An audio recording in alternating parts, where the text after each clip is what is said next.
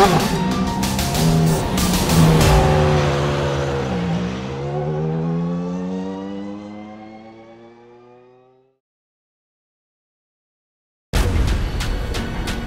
is the original eSport racing game. This is iRacing.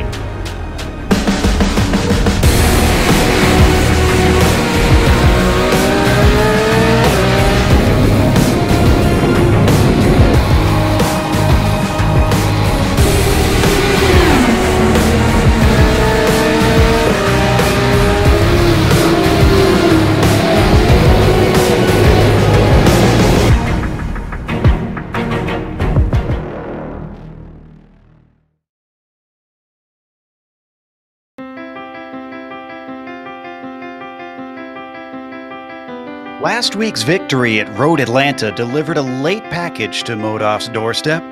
For everyone else, it might seem early, but the bitter taste of disappointment from last season's failure to claim the championship has all but disappeared for Carl. From here, it's all for pride. These last two rounds could give us an indication if anyone is able to step up to the plate and stop Modov's winning streak. Spa might provide opportunities, but for our hopefuls, well, they'll have to avoid mistakes and steel themselves as they tackle the infamous Eau Rouge. Will Carl remain king of the hill? We'll find out soon as we get ready to watch Round 7 of the Precision Racing League's American iRacing Tuesday series. And you'll see it all live here on the Global SimRacing Channel and the iRacing eSports Network. Hi, I'm Joe Peak, and with me in the booth is Taylor Burris. Behind the scenes is our director, Sean Crackers Ambrose, and he's using cameras provided by Dougie Beard. Taylor, Spa Francorchamps. Any sports car racing fan, it's like uttering the name of Mecca. What an incredible circuit. Yes, indeed, and welcome to the Circuit de Spa Francorchamps. Located in Belgium, this beautiful 4.3 mile or 7 kilometer, 19 turn circuit is one of the best racing circuits in all of the world. Of course, more famously known for the Belgium Grand Prix, sports car racing has made its mark here, with many races held, such as the famous races in the World Sports Car Championship and the World Endurance Championship. To give you, the viewers, to see what it is like to take on this beautiful and infamous course, let us go on board for a GSRC lap guide. All right, we're in the GSRC 4 GT, so let's do a lap around Spa. Coming down to La Source, this can be a good place to try and overtake, but it's very sharp in this corner. It makes the early laps when cars are bunched up a big risk to trip over each other. Plus, you might want to save your pass attempt until after this corner, because as we accelerate down the hill towards Eau Rouge, you're going to see a much better opportunity if you just show some patience. Though Eau Rouge and Radillon are marginal in the GTE cars, it's still very high speed. Make sure not to get a cut course penalty as you come over the crest, and now we hit the Kimmel Straight. Overtaking is so much easier if you just blow by them on the straight with more momentum. Plus, you've got the heavy braking down into Lacombe to help you get the job done. You won't track out fully though, because Malbody comes right after the chicane, and you've got to hold left to give yourself a nice wide arc. This is the highest part of the circuit, and now we start heading back downhill with Rivage. Passes can sometimes happen into here, but it's terribly easy to outbrake yourself. Everyone's going to be fighting some understeer with its off-camber nature, but they've also got to get set up quickly for No Name. This deceptive bend catches people out frequently when the car snaps loose and they slap the barrier on the left. From here we approach Pouhon, which even with the paved runoff is kind of frightening. It's wicked fast, downhill, and has 2 apexes. Plus, if you lose it and have your car stop mid-corner, there's a good chance someone could plow into you. Finally, we're at the bottom of the valley. Fagny sees the occasional overtake, but it's really a medium-speed chicane, so outbraking your opponents is harder than you'd expect. It's also easy to get an off track on the exit by getting on the power too soon. Immediately you come up to Stavelot. This first apex can be kind of important because you obviously don't want to find yourself in the gravel. But the second one is the one that leads onto the backstretch, where if you hesitate on the power, you'll be very, very vulnerable. Even though there's some curves, none of them require lifting, so you'll be straightening them out to keep from scrubbing off speed. The real trick will be nailing Blanchimont because you can't quite take it flat out. And it'll be dangerous to let the car straddle the curb of the AstroTurf to the outside, since it'll be easy to spin it. You've got no time to rest now because you're coming up quick to the bus stop. This is a very popular place for passes, but it's also super common to blow the corner completely and wind up in the runoff. Smart drivers will make sure and stay tight to the first apex and set up a good exit onto the pit straight. But hopefully, if you've kept it all together, you've now finished a lap around Spa.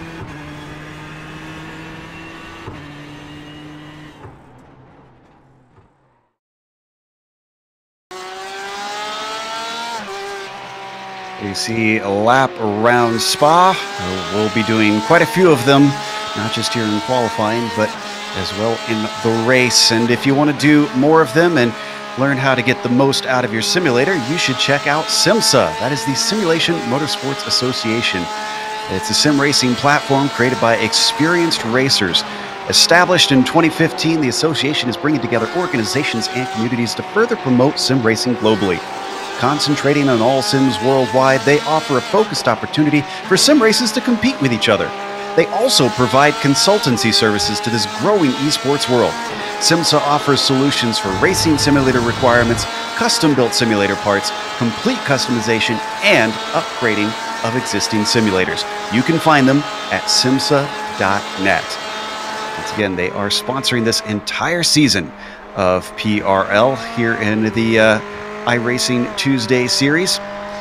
But as glad as we are to have them, let's take a glance over at the points championship, because that's really what we need to update you on. We didn't have the official numbers after last round, but now we do. 76 points that Jorge Flores is behind Karl Modoff, despite him moving up one position into second place in the points. Unfortunately, he is not able to mathematically catch Karl Modoff. So Karl Modoff is now your champion, redeeming himself for last season's second place. Still, the fight is on from second on down. Look at that. Eisler, Tremblay, and Avital are all very, very close, all within reach of P2. They could all swap around before all is said and done. However, let's take a look at the Teams Championship. We've got Taylor ready to fill us in on that. Of course, and if we take a look at the Teams Championship, at the top of the leaderboard is the Speedworks Racing Team with Tremblay and Flores. They currently have a good gap of a 57-point lead over a second position, which is tied currently with the Rigmatech Ether SimSport team and the SDS Racing Team, Griffith and Avatar with Rigmatech, while the Montini brothers hold on as they gain a position. In the fourth position is the team Bushfink Racing with Ott and Eisler, and then rounding out your top five is the Andes Team Puma team of Kita and Valenzuela. So the championship is looking in the teams a little bit like it is in the drivers, but still, anything is possible in the teams championship. Going to be fascinating these last two rounds to see how that plays out, but let's fill you in on these final two rounds and what we've got in store today. Of course, we are in round 7 of 8, the penultimate of this season, and there are 3 cars that they can choose from in this series, but you have to stick with it: the Porsche 911, the Ferrari 488, or the Ford GT. Now, these GTE cars have about 30 minutes, a little bit more than that, worth of fuel on board. That means that they can expect one scheduled pit stop with this 45-minute race that we have today. They can adjust the cars according to their liking. Anything that you can do in these GTE cars in the real world, you can do here in the sim. The incident cap is 24. That's going to be a big talking point today. We are at Spa, and it's notorious for racking up incident points with the paved runoffs being easy to run off wide to. We'll go over some of the danger areas a little bit later, so watch out for that. They have no spare car to back themselves up, so if you do get any damage, well, you're going to have to go in for an extra pit stop, and that will also be a talking point we'll discuss in a little bit. In the meantime, let's go over to Taylor. What are the keys to the race here? See if anybody can overtake Modoff for the top spot, of the podium. Well, one of the keys to the victory is involving Karl Modoff, and the question: can anyone overthrow Karl Modoff?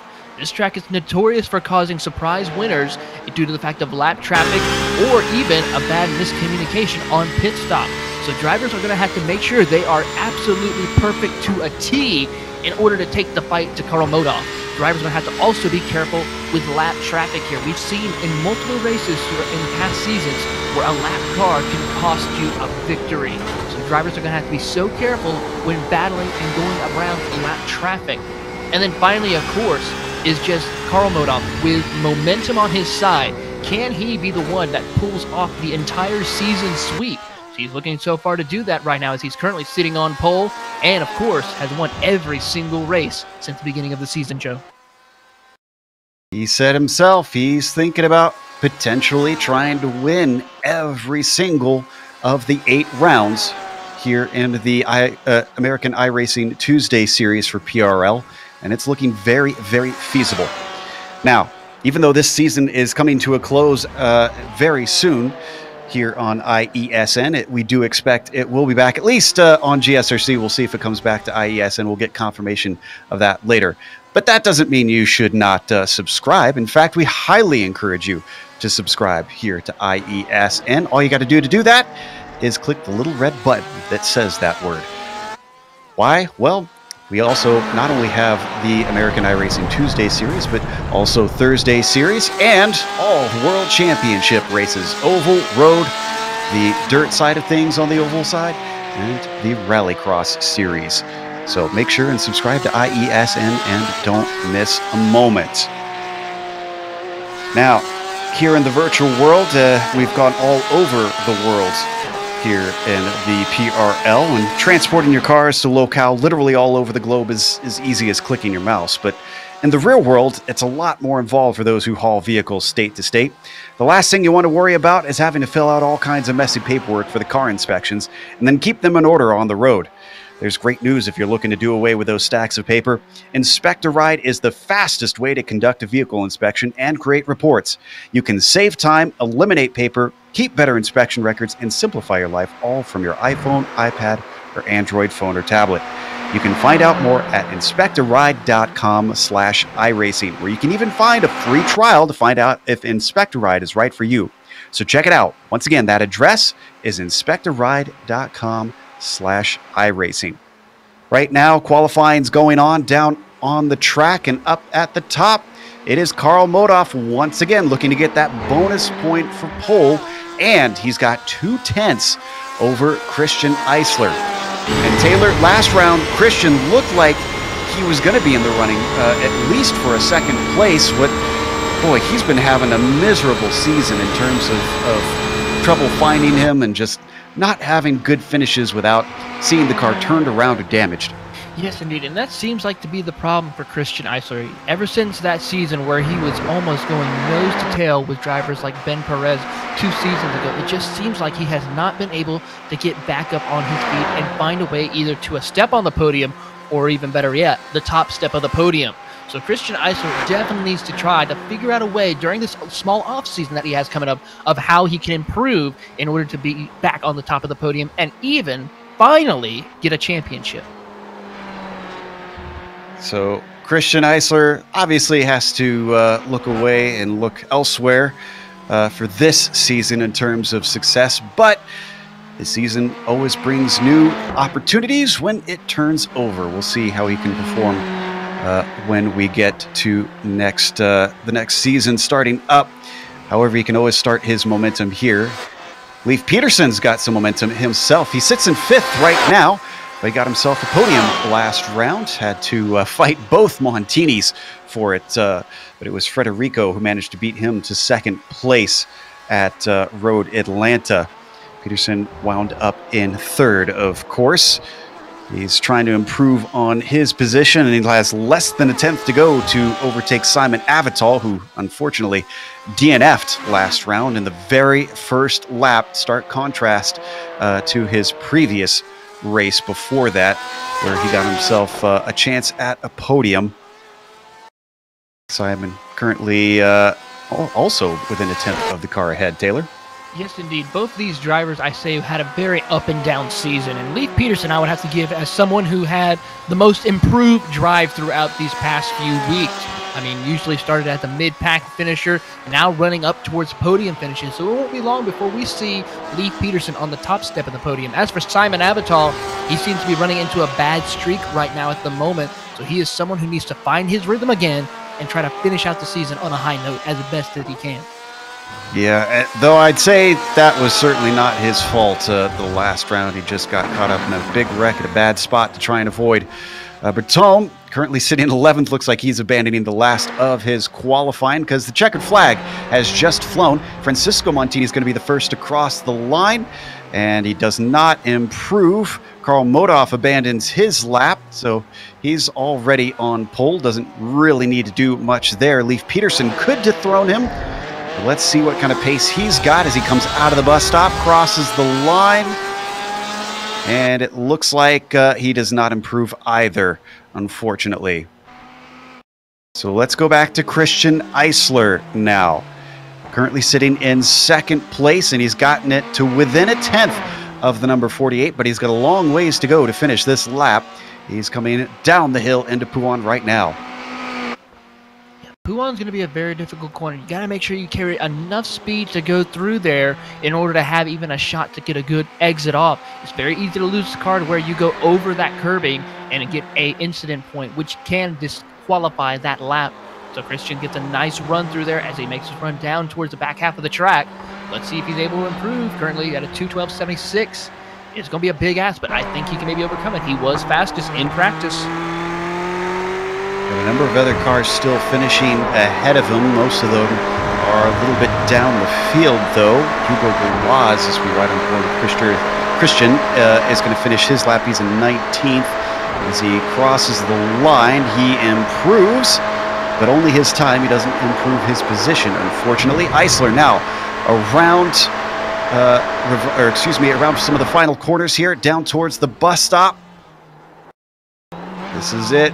See if he's got anything in the car. He's got to beat a 2:12.6 up and across the line. He does not. It's a 2:12.8, just a tenth off his best, so he'll settle for second place. Tyler Dezube is the last car to cross the line. Let's see if he actually finishes the lap. So he comes through the bus stop. And, yep, he's going to pull off to the side. Looks like he is not interested in having to finish it. So, with that, let's go through our starting order. Karl Modoff is once again your pole sitter, getting another bonus point. He's only missed 5 of them so far this whole season. 5 bonus points. So that's how close he is to getting maximum points.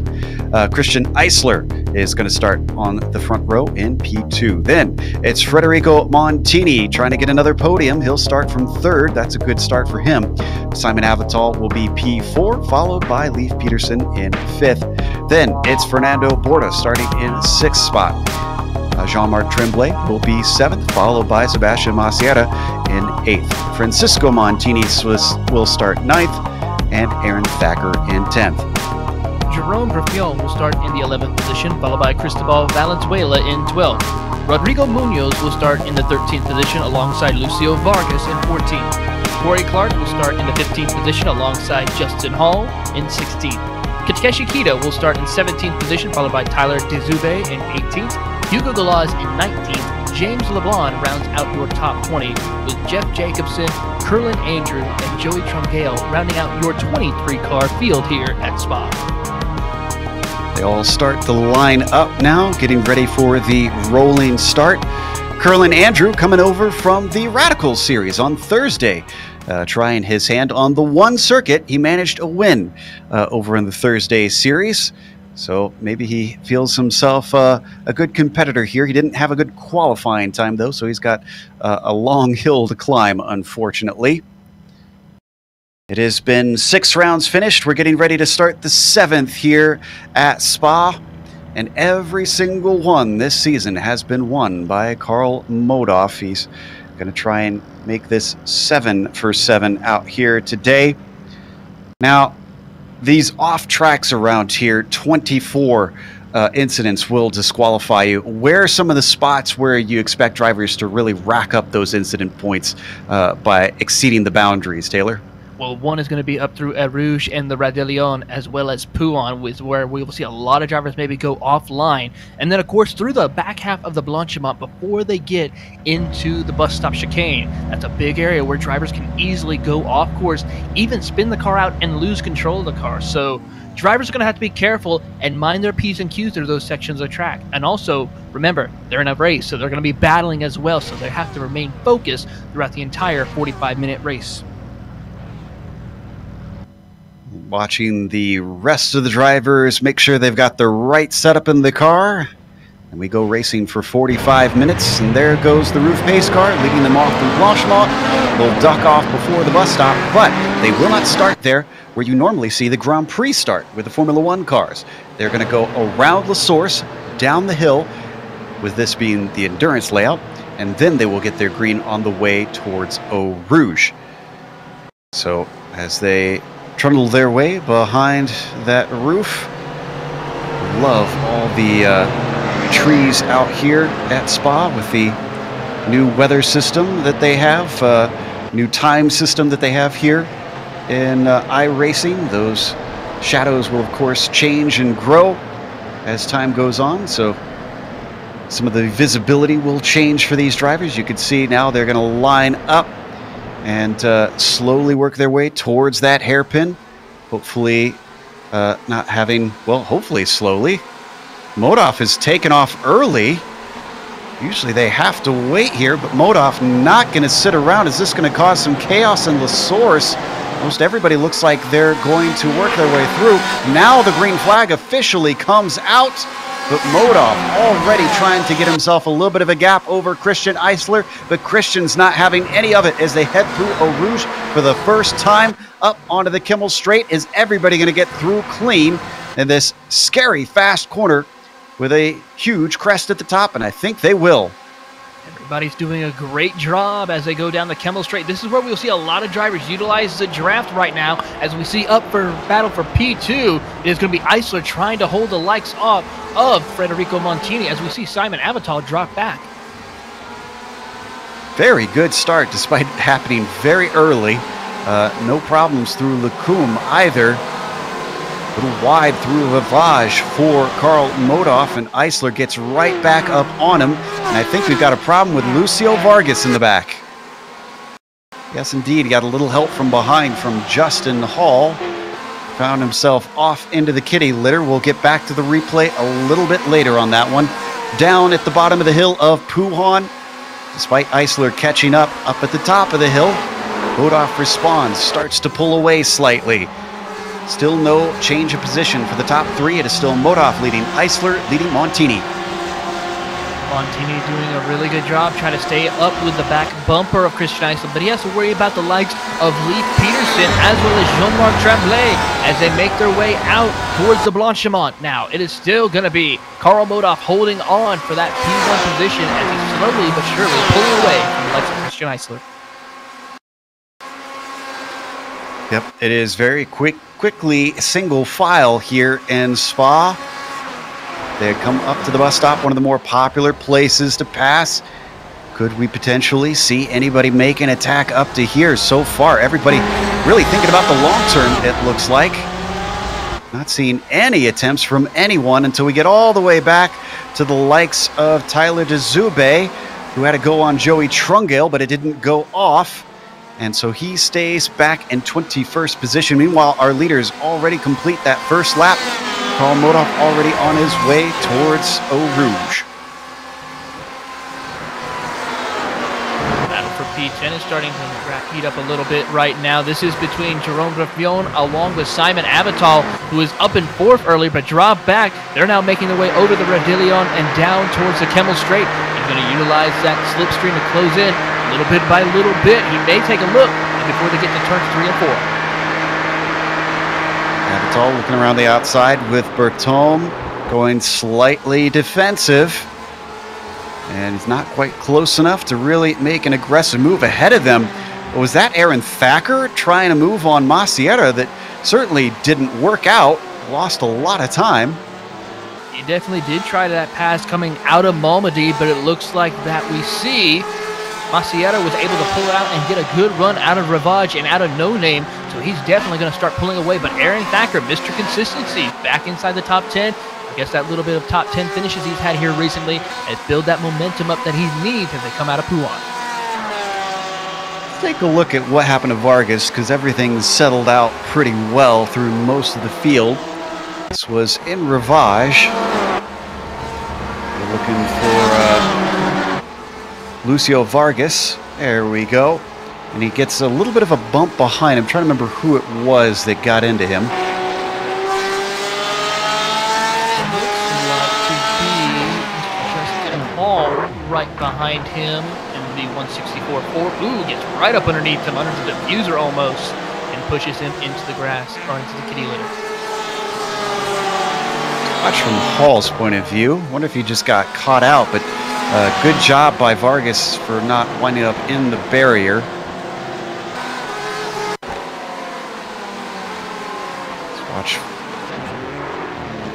There we go. Big old shove. So we come back live. Hall is able to carry on. Doesn't look like he's got too much damage on the car. We had a great battle during that replay going on between Avital and Bertome. Bertome came out on top.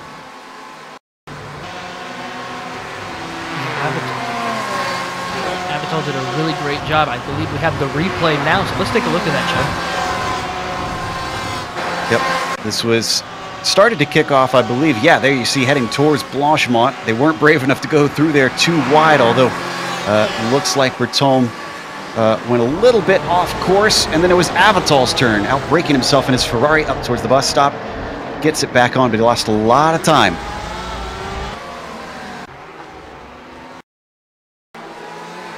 So we come back live. You can see Simon Avital still running in 11th position, trying to regroup and gain ground on the number 17. We're not missing much up front because Modov is streaking away yet again. Got a little bit of a battle happening behind them in the mid-pack. Horta and Maciata very, very close as they come into Pujon. Maciata definitely tries to take feet to the outside, but is not able to now as they now head into Lefang. He's going to have to hold off right now. Not close enough to make any passes, but I was looking back around the P13 and P14. There was quite the battle between Rodrigo Munoz and Corey Clark, and now Justin Hall gets into the mix as well as he was able to get by Corey Clark as they make the run down to Stavolo. I mean, Justin Hall, even though that incident that he had earlier on with Vargas, he is still on his way, working his way up through the field. A tight pack of cars pack here. Munoz up at the head of him. You mentioned Hall back there, the second car in line. That's Corey Clark as well in the green and blue Porsche. He's got a good run. In fact, so does Justin Hall as he climbs all over the back of Rodrigo Munoz. Ooh, big lift, almost a touch in the dirt it looks like as he came into Blanchemont. That cost him quite a bit, and now that's going to deny him an opportunity as they reach the bus stop. Well, look at the hard braking that we see Takeshi Kita as well as James LeBlanc get, but he loses it out of the bus stop. This might give the opportunity for, it looks like, Hugo Galas to make the pass on the outside before they get into La Source. But right now, I mean, I'm looking up ahead, just not too far. Simon Avital again missed the bus stop, overbraked himself, and nearly lost another position. Yeah, that's put him under threat from Cristobal Valenzuela back there in 12th. Meanwhile, we're watching this battle coming into Eau Rouge. That's between Galaz and LeBlanc. And Galaz decides not to try and stay side by side through that infamous corner, because now he gets another opportunity in the slipstream up the Kimmel Straight. He gains, he looks to the inside. He's going to have to outbrake him. LeBlanc to the outside. Can he defend from there? Not quite. Hugo Galaz, nice and smooth into the chicane, takes away P17. We call a beautiful pass here at Spa as he goes down out of Malmedy and into Bravage. He's going to start trying to pull away and catch up to his teammate of Takeshi Kita, who's not too far up the road. And in front of Takeshi, we see the likes of Corey Clark as well as Rodrigo Munoz trying to battle it out again as they head down to Puan. And Hall has been making great work here. He's up to 13th. Munoz just behind, now has to deal with Kita and the likes of Clark. Clark closes in through Fanyes. Stays right under the gearbox. Looks a little bit to the inside into Stavolo. But he's chopped off at the apex. Can he get a run? Coming off of Stavolo too, towards Blanchemont. Yes, he does. A beautiful run now on Rodrigo Munoz. The red machine ahead stays defensive, picks right in the middle of the course. Tries to make Clark work the hard way around. Now he comes back to the racing line.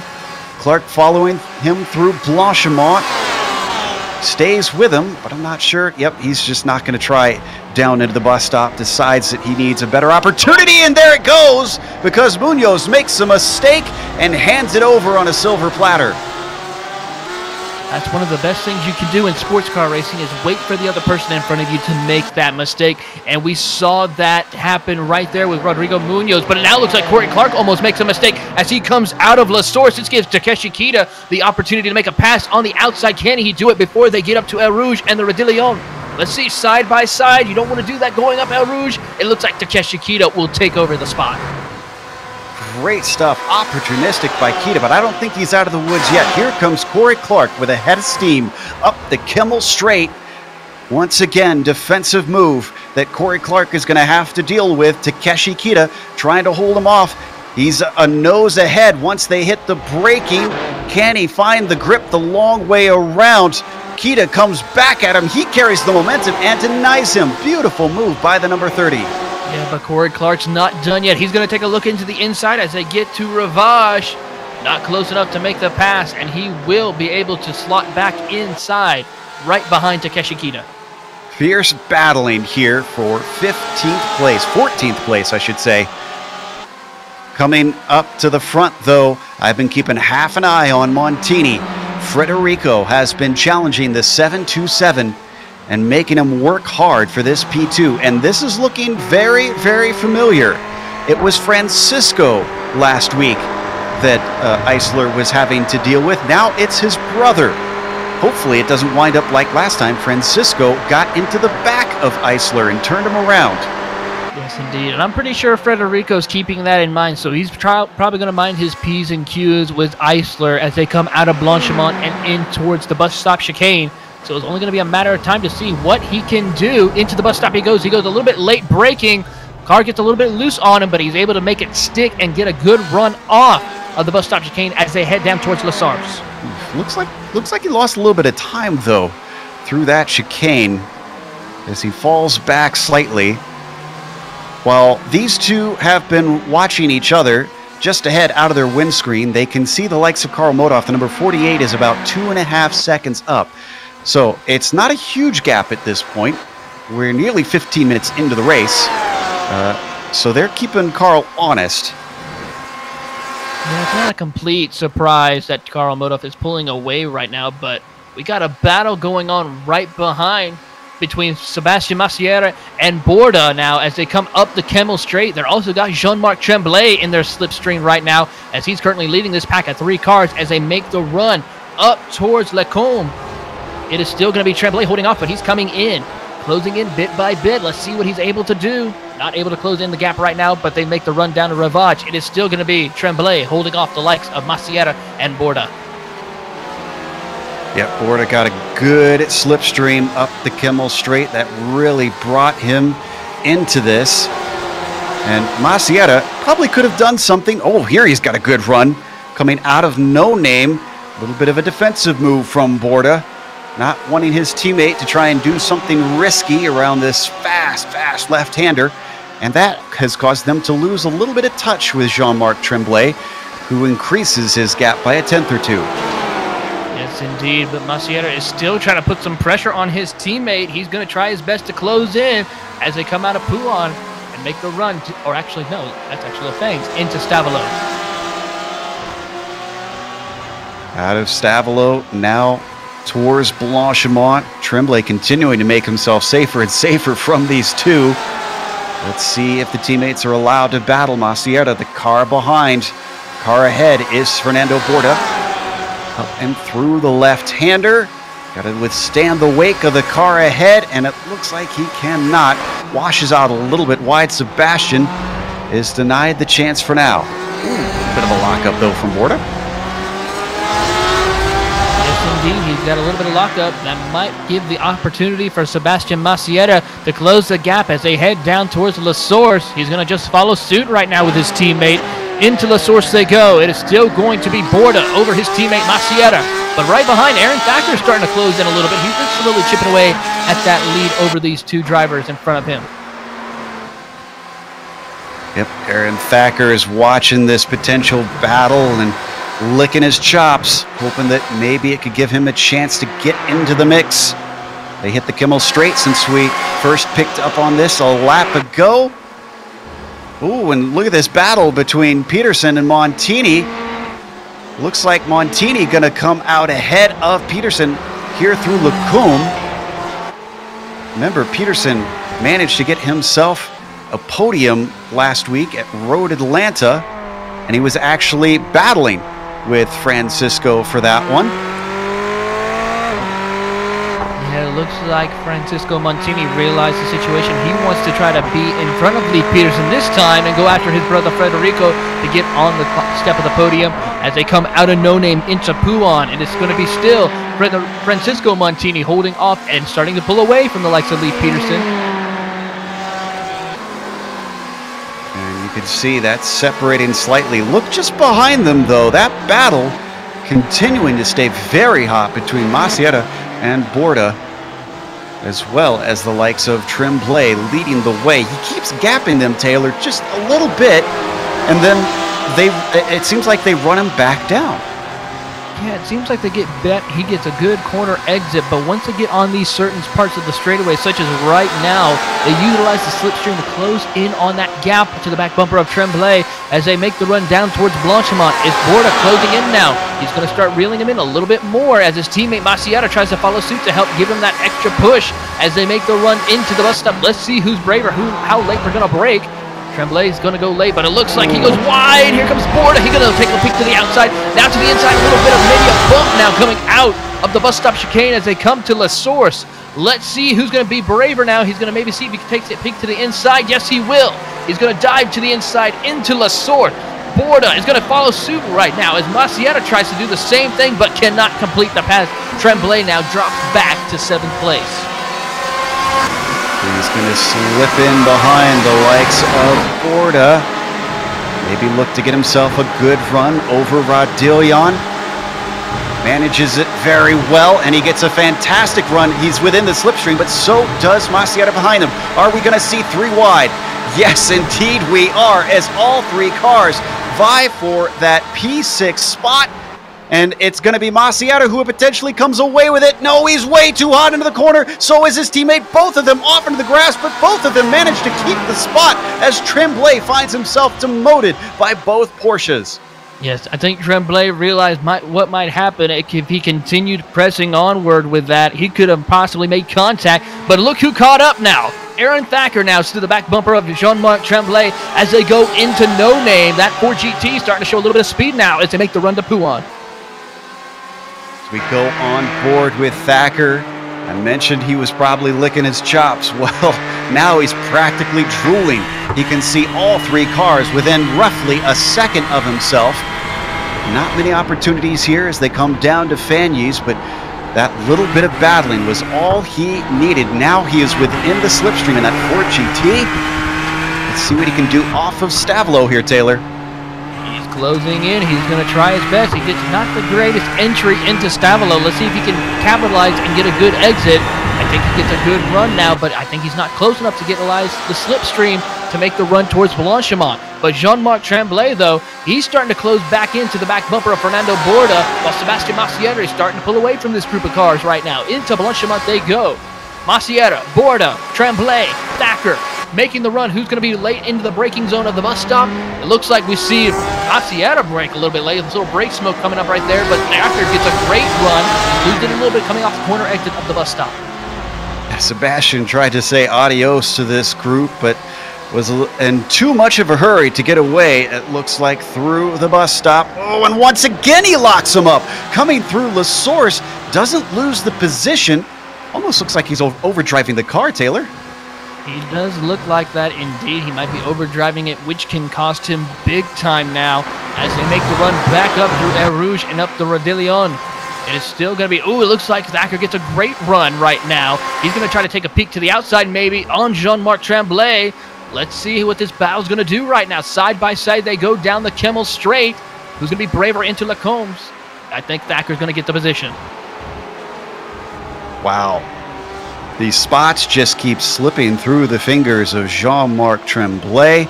The good news for him is that he's only lost 2 positions since the grid. He started this thing in 7th. He's now sitting in 9th as he tries to go back on Aaron Thacker down into Rivage, but that one doesn't quite work. Been watching this battle for a while, and we haven't quite looked in on the likes of Corey Clark in a bit. He's ahead of Rodrigo Munoz. You remember he was trying to overtake, but now they've got Takeshi Kita in the mix, and there's Hugo Galaz at the tail of the train. It's 4 Porsches battling it out right now as they come out of No Name, making the run to Puan. Still, Corey Clark doing a great job after getting passed by those two a little bit early on. Into Puan. Oh, as he loses it, he's going to lose control of the car. He's going to maybe hit the barrier. No, he saved it from hitting the barrier. We can get a replay on that. That was just the car snapped loose on him. He's able to get it going. Let's look at it here. I think he managed to avoid putting it into the Armco. This corner always scares me with just about every car. It feels like oversteer is so easy to get. Yeah, the car can be very easily used to getting loose through this section of the track. I mean, Puan is just so difficult. You feel the car get a little bit light underneath you, and you have to try your best to try to keep the car in best control as you can. So we see Clark now down in 19th.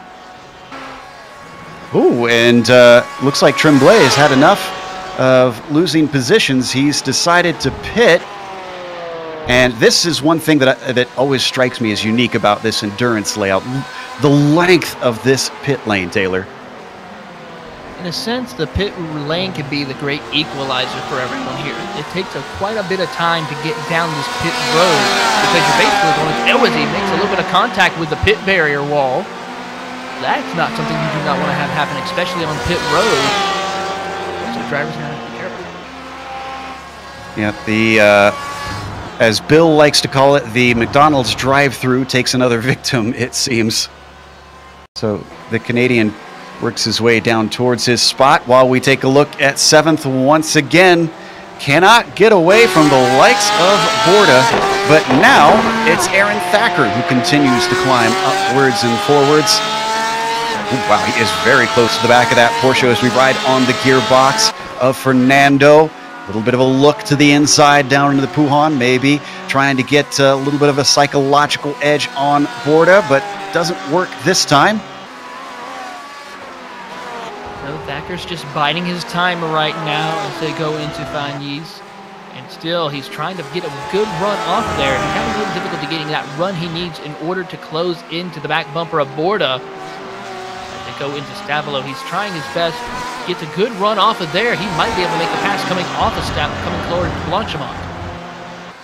Ooh, I'd say he's pretty close. That Porsche cuts a decent hole in the air, especially for the very short, very small Ford GT. Look at him close in. They come up to Blanchimont, but the car washes out. He barely keeps it on the track. And now when they hit the bus stop, he looks forwards to maybe try a pass later on, maybe out of here with a good run. He looks pretty solid coming off of the bus stop. But no, I don't think he's going to get a chance as they come up towards La Source hairpin. And behind them, this is Simon Avital coming up to the back of this battle. Yes, Simon, after starting in 4th, dropped all the way outside the top 10 earlier on now, climbed his way back into 9th, and now trying to close in on the back bumper of Aaron Thacker right now. Nice little run he's got going on after somewhat probably just dropping it back during the first lap. Aaron Thacker pulling up on the back of Borda. He's got a fantastic run coming up towards Lacombe. A little bit of a defensive move from Borda trying to hold him off, and a defensive move as well from Aaron Thacker holding the middle of the road. Looks for the over-under. Doesn't quite work for him. Gets a third chance at it out of Malmedy, and this one looks like it might work. He gets squeezed all the way down to the grass. Can't quite use it. A little bit wide, though, for Fernando Borda. Opens up the chance. Thacker doesn't slip through. He stays behind, comes through no name, and now here comes Simon Avital with a head of steam down the hill towards Puhan. Looks once, comes back to the racing line, thinks better of it. Yeah, he possibly was thinking about making that pass, but realized how short they were closing into Puhan. He did not feel comfortable in making that pass right now. He's going to try to follow suit right now as they go through Fagnes. And still, as he gets a great run right through there now, coming corner exit, he gets right to the back bumper of Aaron Thacker there, Joe. He's trying his way to get back closer up to the front where he started. The pressure has been building in this battle for P7. I wonder at what point does it erupt? Each of them getting chances to take a look, but very aggressive but fair defensive moves have been holding them back. they've been doing a great job of making those right defensive moves, not to where it's completely blocking, but just good defensive driving, setting up to where it's going to be difficult for the driver behind them as they go into the bus stop. This is another great place to where you could easily, but Thacker decides to come in. Says enough of this. You guys can have fun playing around. I'm going to try and see if I can make time on my own. As he works his way down the first half of the pit lane, the Texas driver taking not a terribly early stop. In fact, wow, this race has gone by. We're past halfway through. I didn't even look at the clock in a while. Time flies when you're having fun, Joe, and it's definitely fun here at Spa. I mean, we've had a lot of great battles in the mid-pack and for the top 10 here, as the battle for P7 between Borda and Avatal is still heating up as they go down the Camel Straight. Yep, Avatal's got himself the slipstream. Borda once again covers off the middle of the track, forces him to go the hard way. Avatal doesn't have enough momentum, and he backs out of it by the time they hit Lacombe. In fact, that Ferrari drops back a little bit out of Malmedy, it looks like. Yeah, he had not the greatest of exits coming out of Malmedy, but it looks like now Borda, as we have a situation with Thacker. Well, just watching Thacker in his pit stop. Tremblay is the highest pitter right now. I believe he should come out ahead of Thacker. Thacker's already gone. Actually, will this be relatively close, though? Ooh, yeah, this is going to be pretty close, but the momentum is in favor of Tremblay, and he does move ahead of Aaron Thacker, but not by a lot. No, he's got that slipstream to help him close that gap in as they make the run into the Combs. So he's going to definitely not be pulling away too quickly now as Jean-Marc has gotten in front of Aaron Thacker. So the draft is going to help out a little bit as they make the run down to Malmedy as well as Ravage. Going to have to get on his horse for sure. Although Thacker won't want to lose too much time, especially if he gets into a battle. Oh, and second place is in. Christian Eisler has hit pit lane. So we're starting to see some of the major players work their way down to get their service. Nobody else in the top 10 looks like they're electing to quite yet. Nobody yet. We just saw a couple of drivers go by as now Takeshi Kita decides to come down pit road.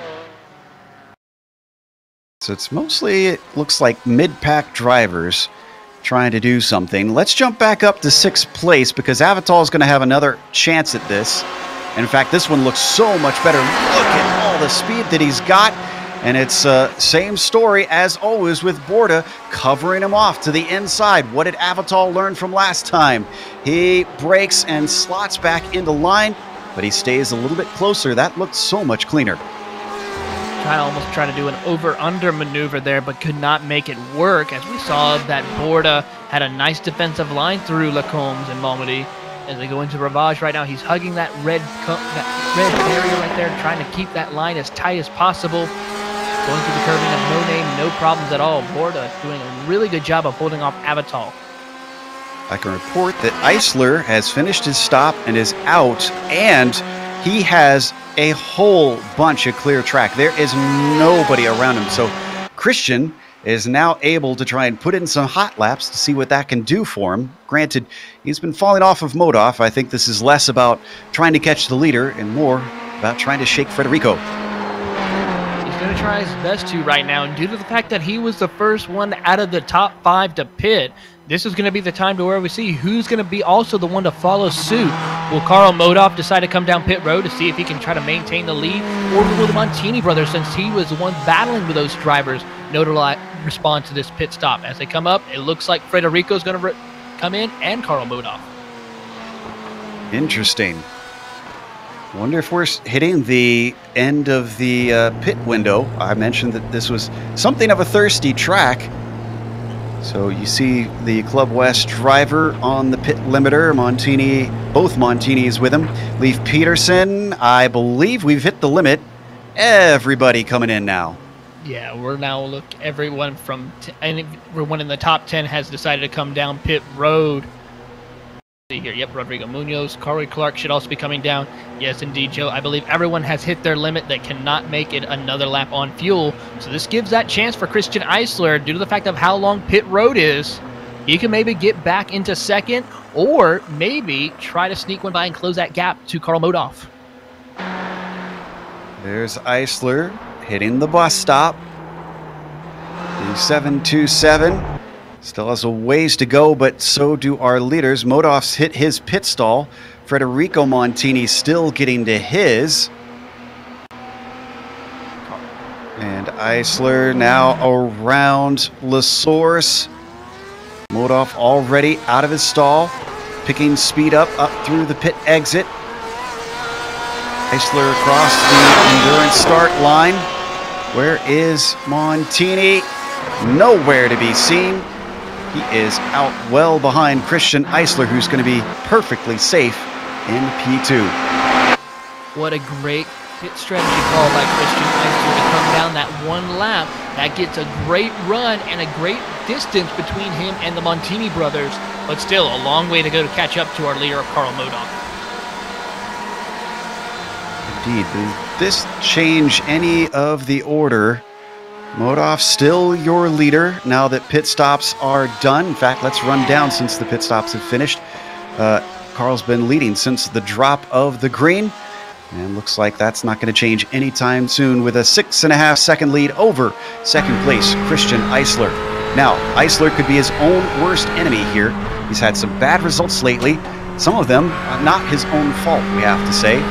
Let's see if the 727 can hold it together there in P2. Francisco Montini, looking to take his first podium of the season, sits in third with really nobody nearby. He's a whole 5 seconds back up to Eisler and 3.5 seconds back to the car, and fourth. That is Leif Peterson, who 913 started this race in fifth. He's up one spot since then. And the Porsche looking nice and smooth, though not looking like he'll have a chance at another podium. Then you get to fifth. It's Sebastian Maciera trying to give chase to Leif Peterson. He's got about 2 seconds to make up. Not impossible out here for Sebastian to do that. Taylor, what's the next five look like? Well, currently sitting in sixth position is Jean-Marc Tremblay. He is not too far behind, actually, the likes of Sebastian Maciera, as he's sitting in the sixth position. But he has right in the back bumper, as you can see on screen, Federico Montini in his Ferrari, closing up right now as they make the run to the bus stop chicane. He started back in third, but with not the greatest of pit stops, has dropped back as they're now going side by side in the bus stop. Let's watch that right quick as we see Federico move up past Jean-Marc. But in the 7th, 8th position right now is Aaron Thacker. Aaron Thacker currently doing a really great job getting back inside the top 10 here. I mean, I'm just impressed to see him back inside there doing a great job. With 9th place of Fernando Borda, after not the greatest of pit stops either, losing multiple positions. And Justin Hall, the Florida driver, also moves up into the top 10 in that 164 Ford. So great job for those two drivers. Can report that Avital was managed to overtake Valenzuela, so he got himself into 11th. But let's go back to the drivers you were just talking about. Montini, Thacker, and Tremblay. Very close in a fight down to Lecumbe. And it looks like Tremblay is going to be able to outbrake Thacker. Thacker tries to come back at him, use the over-under. He could look to the inside. Oh, gets squeezed for the second time this race on his way down to Rivage, and decides not to try and send it in deep into that hairpin. Be careful. Possibility of things could happen, especially when we close into the closing minutes of this race. Thacker might not be as patient on those final laps. I know these drivers race clean for the most part, but a lot at stake. Drivers trying to move their way up in the points championship, try to cap the season off on a high note. I know Aaron Thacker's looking for those good top 10 finishes, as he is Mr. Consistency himself. So we might see Aaron Thacker try to get a little aggressive, but it looks like Jean-Marc is now closing into the back bumper of Federico. Yeah, that Montini brother was way wide in Pujon, taking a lot of that paved runoff. Despite that, was not able to carry the speed. Jean-Marc Tremblay now all over the back of him. The green, black, and white Porsche of the Canadian is looking to see if he can move himself up to P6. He has to watch out because don't count out Aaron Thacker behind them. They hit Blanchimont. Swing through the left-hander. Little bit wide there for Tremblay. Keeps it together, though, over the curbs. Can't outbrake him into the bus stop. Outbrakes himself a little bit. Smoke coming from the tires as he locks them up slightly. Aaron Thacker now spies a spot. Up to the GP pits. He's close behind him. Not sure if this is close enough for a chance into La Source Taylor, but nope, indeed, he's going to stay behind. He's being very patient right now. He's biding his time, waiting for the opportunity to make that pass. He's being patient as we saw Tremblay make a couple of mistakes. Let's see what they do up El Rouge and the Radillon. We are on board currently still. Great run for Thacker as he goes a little bit off wide though there. Might lose a little bit of time, but utilize the slipstream to help close the gap, Joe. He's going to try to make a good pass going into Lacombs. Got a good opportunity. Look him go all the way to driver's right on the track, but comes back to the racing line. He's got to watch out for those off tracks. I'm not sure how many he's racked up at this point, but he's been a little free and loose with them right now. Yeah, some of the drivers have to be a little bit careful now. Might be probably going closer to that 24 incident point. Who knows? There may be a small possibility where we may see a driver get disqualified because of too many off tracks. Back to 13th, Hugo Galaz and Tyler DeZube are side by side right now, coming through Lacombe. And Galaz is going to come out on top of that fight. Behind them, they've also got Rodrigo Munoz giving watch and Takeshi Kita. So a 4-car train all looking to fight for P13. All these drivers are just battling it out right now. We have 3 Porsches versus 1 Ferrari right now as they came out of no name into Pouan. DeZube trying his best to close into the back bumper, but it looks like now Takeshi Kita as well as Rodrigo Munoz are just stationary at the moment, cannot find a way to close that gap. Not missing anything up at the front for the podium. Those 3 still very separate. This is one of the closest fights we've got on track. It's either this one or the fight for P6. Take your pick. Both are looking pretty exciting as they come out of Stavolo. Galaz still trying to shake DeZube, but can't do anything to get the orange and white Ferrari off of his tail. It looks like this could be the shot that DeZube needs now as they make the run to Blanchimont. Utilizing that slipstream right now, he's going to close in a little bit more. Careful not to go offline through Blanchimont. Try to set up a pass maybe into the bus stop chicane. Late braking for DeZube now. Let's see. Has to check up a little bit. Locked him up mid-corner, trying to stay out of the back of the Porsche. Completing yet another lap. And if you haven't watched a race here as we... did something happen to Tremblay? He got passed. It looks like Aaron Thacker finally got a good enough run heading down the Kimmel Straight, excuse me. It looks like he manages to finally move himself to P7. Let's take a look at the replay on that one. Maybe, what do you think? Did he just get a good run off of Eau Rouge here? Most likely, and then of course utilize the slipstream down the Kimmel Straight as we see the replay right now. Look at that run he gets right to the back bumper, and then slingshots around Jean-Marc Tremblay down the Kimmel Straight to complete the pass. I mean, there's not a better pass completed than just right there we just saw. What a beautiful pass Aaron Thacker's made. Don't worry, they haven't sponsored a straight here at Spa quite yet. It is still the Kimmel Straight. I just need to get control of my tongue here. But this battle not over. Aaron Thacker still ahead of Tremblay. Tremblay looking to retake it. Oof. Diving across him as Jean-Marc holds his line. But Aaron Thacker trying to use as much of the track as possible, swinging it way wide at every chance. They come down to Blanchimont. Once again, the draft pulling in the Porsche on the Ford. Is this going to be enough? We've seen the wake through Blanchimont ruin many a run. Doesn't really ruin this one, but it doesn't really help either. No, it looks like he's going to have to be patient or try to be late in the braking through the bus stop chicane. But it might just not work that time right now. He's going to have to be patient and maybe try again as they make the run up to La Source. He might have to wait till they get down the Kimmel Straight again.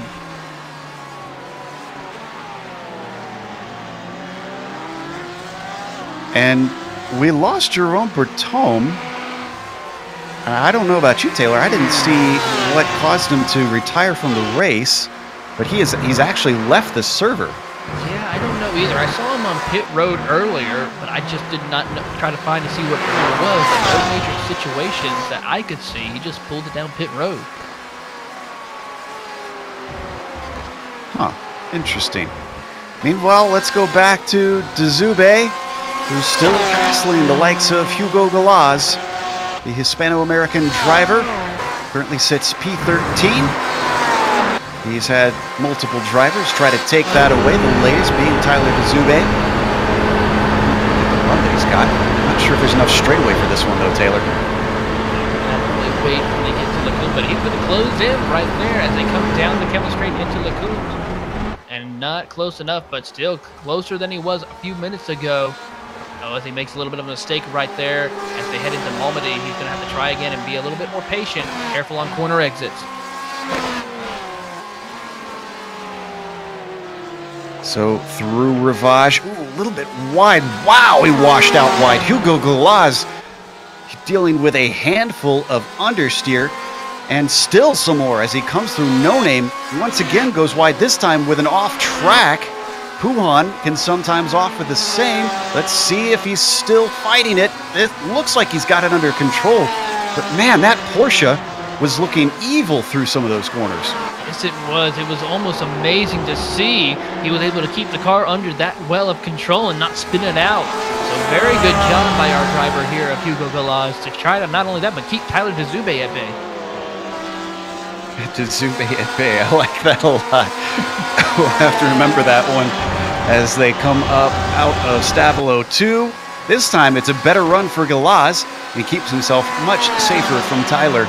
We are down to 3.5 minutes to go, and Karl Modoff is looking ready to make it 7 for 7.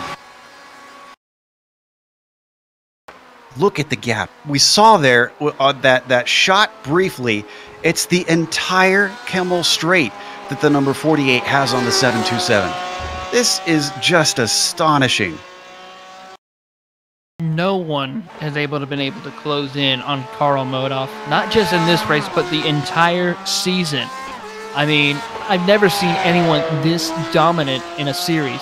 Yes, we saw the likes of Jesper Drlicka and Ben Perez do so well throughout seasons, but Joe, I mean, have you ever seen anyone this dominant throughout a season?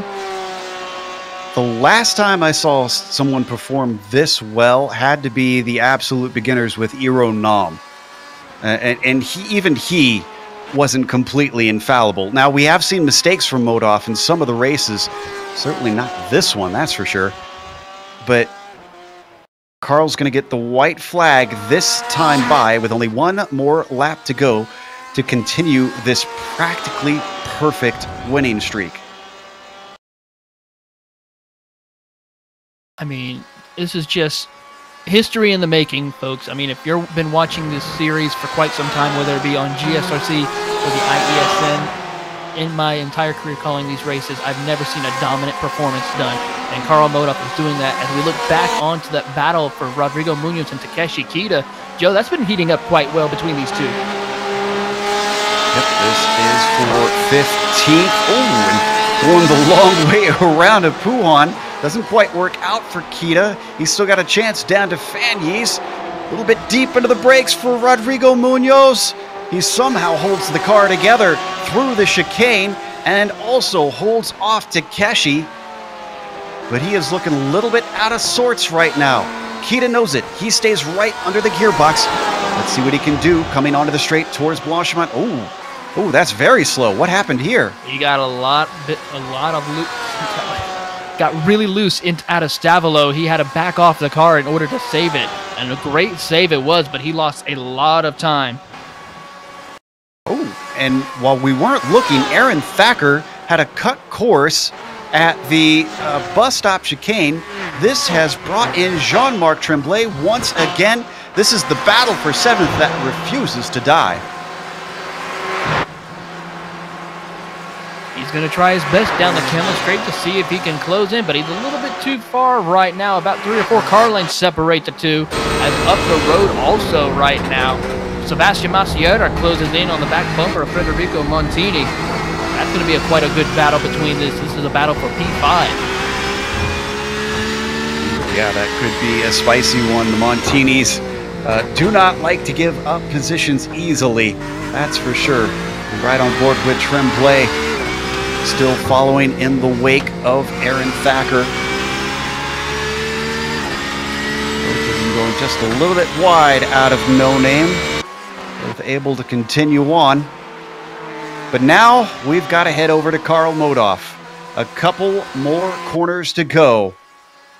The Club West driver is showing them how it's done this season.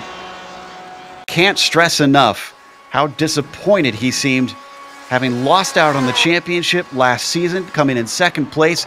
He's already clinched it here, but he's putting an incredibly huge stamp on this thing, claiming this series for his own as Karl Modoff takes the victory in Spa. 7 for 7 now.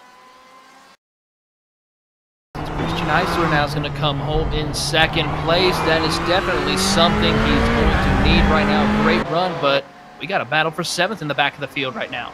Francisco Montini, you can see, takes his first podium of the season. The battle for 7th. Is that settled itself out? Not quite.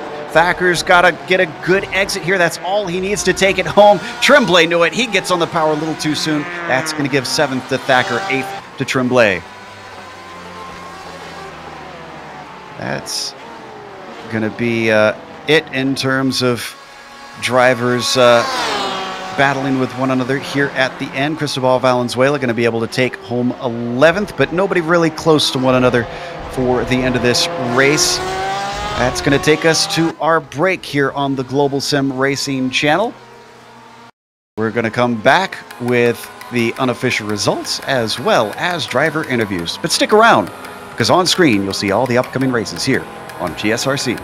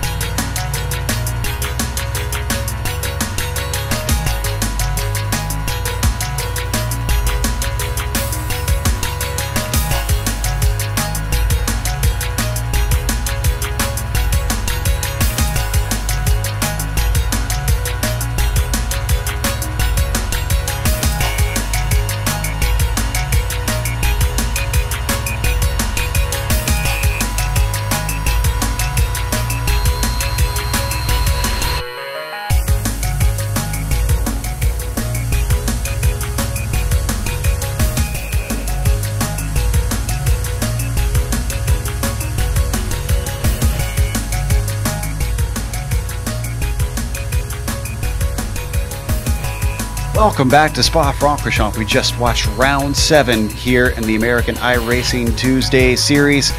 Well, if you've been watching this season, you probably have an idea of what I'm going to say next. Karl Modhoff takes the victory. It's his 7th in 7 rounds.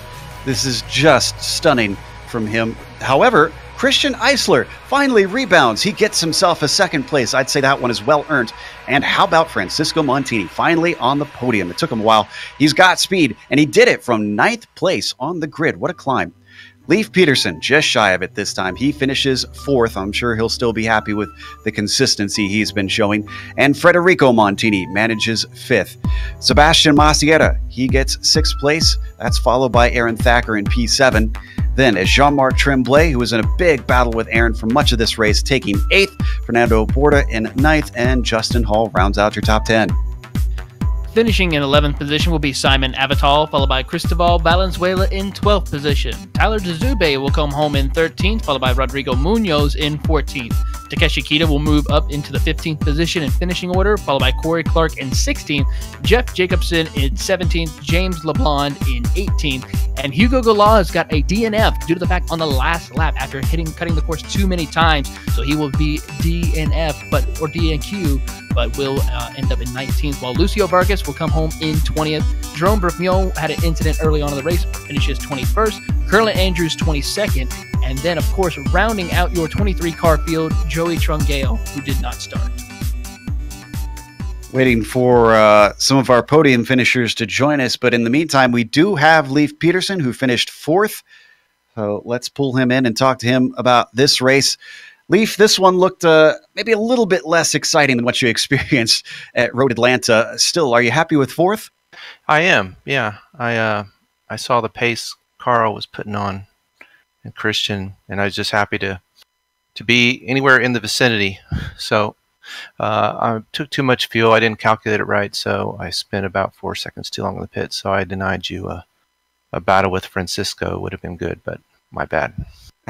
Well, it's not us you need to worry about disappointing, I guess. But this is a good result regardless, because Valenzuela finished behind you today. So you got a nice points haul, potentially moving up another position in the championship. Oh, that's nice.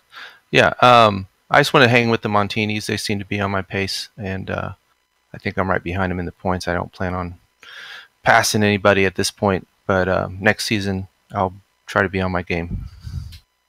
Well, what about Modhoff, though? Obviously, he's been out of reach this season. Is there anything you can do in the off season to maybe try and challenge him next year? You've been impressively consistent all this season. Thank you. Yeah, the first 2 I wasn't really. I just hanging back and seeing what the score was. But yeah, the only thing I can do to catch Karl is steal his setups and disable his rig. Hopefully it doesn't come to that sort of treachery, but no, I jest. He's yeah. It's not his setup. He's just a great driver. So watch him and learn, see what he's doing different, and save the replays and study him. That's all. Yeah, I think watch and learn is about the best a lot of drivers in this series can do with him. Anybody you'd like to thank before we let you go today? Only one more round to go. Oh, thanks to the organizers, Aaron and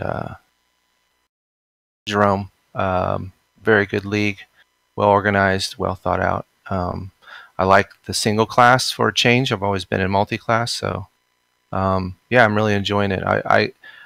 I learned about this league by watching your broadcasts and go, hey, I should be in there last season. That looks like fun. Those guys, that's a big field of GTEs. I want to do that. Well, I'm glad you joined, because you've contributed some great battles so far this season and given us good action to watch. Looking forward to seeing you at the Nürburgring, sir. Me too. Thank you very much, guys. Have a good night. That was Leif Peterson, 4th place finisher in the number 913 today. That's going to close it up. Our podium was not interested in coming and talking today. Guess everybody's a little bit tired after racing here at Spa. That leaves us with some people to thank. First off, I want to thank the official sponsor of this series, SIMMSA, the Simulation Motorsports Association. If you want to check them out, you can find them at SIMMSA.net. Also, of course, once again, a thank you to InspectorRide. If you want to check out their software, you can find a free trial at inspectorride.com/iRacing. So go give that a look. Also, big thank you to iRacing for bringing us on to the iRacing eSports Network. If you can, make sure to subscribe to the channel so that you don't miss a moment and it all shows up in your YouTube feed. Thanks to the companies that provide the software and hardware for our broadcast listed here on your screen. Additional thanks go to Eric Ekholm and June Lalonde who provide our wonderful music. See the screen for how to get a hold of more of their great work. Thanks to the team today, Taylor, Sean, and Dougie, as well as a big thank you to Adam Lindgren, our spotter in the background today. If you'd like to find out more about GSRC, including upcoming races, you can find it at globalsimracingchannel.com. You can also check us out on social media. We're on Twitter at GSR Channel, Facebook at Global SimRacing Channel, and Instagram at GSRC_Graham. As we mentioned, next race brings us over to Germany at the Nürburgring's GP course. We're not doing the main thing, the big one, so don't worry about that. It'll be Tuesday, February 19th. Got a little bit of a break before that one, 2 weeks off. So that'll be at 9 p.m. Eastern as always. We also have upcoming races for other series listed on the screen, so check those out and mark them down on your calendar. But until next time, race clean, race hard. We'll see you on the track.